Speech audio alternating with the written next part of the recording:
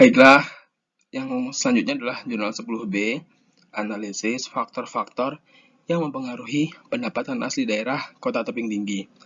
Penulisnya adalah Riandani Rizky Prana. Nama jurnalnya adalah Jurnal Ilman tahun 2016. Latar belakang ditulisnya penelitian ini adalah bahwasannya otonomi daerah mendorong untuk mewujudkan kemandirian yang lebih besar dalam keuangan daerah.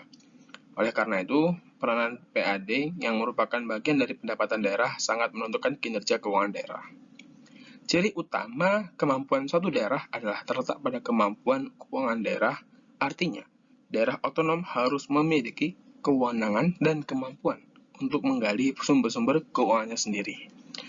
Pendapatan asli daerah merupakan penerimaan dari daerah itu sendiri yang terdiri dari 1. Hasil pajak daerah, 2. Hasil dari retribusi daerah, 3. Hasil dari perusahaan milik daerah, dan hasil pengelolaan kekayaan daerah yang dipisahkan, 4. Lain-lain pendapatan asli daerah yang sah.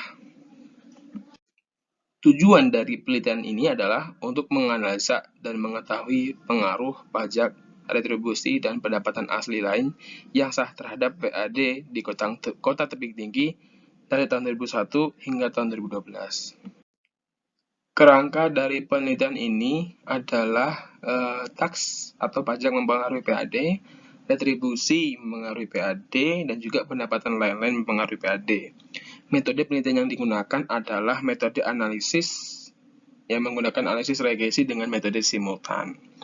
Lalu, variabelnya adalah PAD adalah pendapatan asli daerah, itu adalah dependent. OTHS adalah pendapatan lainnya, itu independen. Retribusi daerah, itu independen. Dan juga tax, pajak daerah, itu independen. Selanjutnya adalah pembahasan. Yang pertama, koefisien regresi pajak sebelumnya sebesar 0,04. Ini berarti, jika pajak sebelumnya naik sebesar 1%, maka akan meningkatkan PAD sebesar 0,04%. Sebaliknya, jika pajak sebelumnya turun sebesar 1%, akan menurunkan PAD sebesar 0,04%. Pengaruh pajak sebelumnya ini positif dan signifikan pada tingkat kepercayaan 90%. Artinya adalah apa?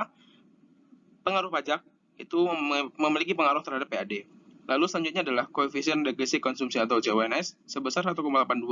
Ini berarti jika konsumsi kota tebing tinggi naik sebesar 1%, akan meningkatkan tax pada kota tersebut sebesar 1,82%. Sebaliknya, jika konsumsi turun sebesar 1%, akan menurunkan tax sebesar 1,82%.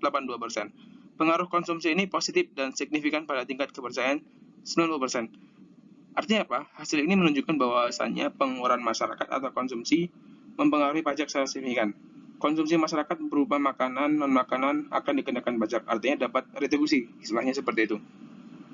Baik pajak yang akan dikenakan pada konsumsi makanan maupun pajak yang akan dikenakan pada non-makanan. Nah, hasil ini juga menunjukkan bahwasannya retribusi memiliki pengaruh pada PAD. Lalu, selanjutnya adalah koefisien regresi pendapatan asli daerah sebesar 1,22. Ini berarti jika PAD naik sebesar 1%, akan meningkatkan OTHS atau pendapatan lain-lain sebesar 1,22%. Sebaliknya, jika PAD turun sebesar 1%, akan menurunkan pendapatan lain-lain sebesar 1,22%. Pengaruh PAD ini positif dan signifikan pada tingkat kepercayaan 90%. Hasil ini menunjukkan bahwasannya faktor-faktor yang diduga memengaruhi presentasi perubahan PAD adalah total pengeluaran pembangunan, penduduk, dan PDRB sangat kuat. Hal ini didukung dengan koefisien determinasi dari hasil penelitian tadi yang lumayan besar.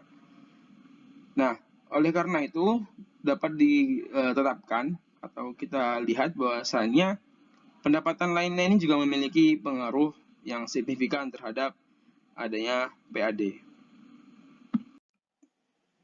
Oke, sekian. Terima kasih. Matur thank you. Wassalamualaikum warahmatullahi wabarakatuh.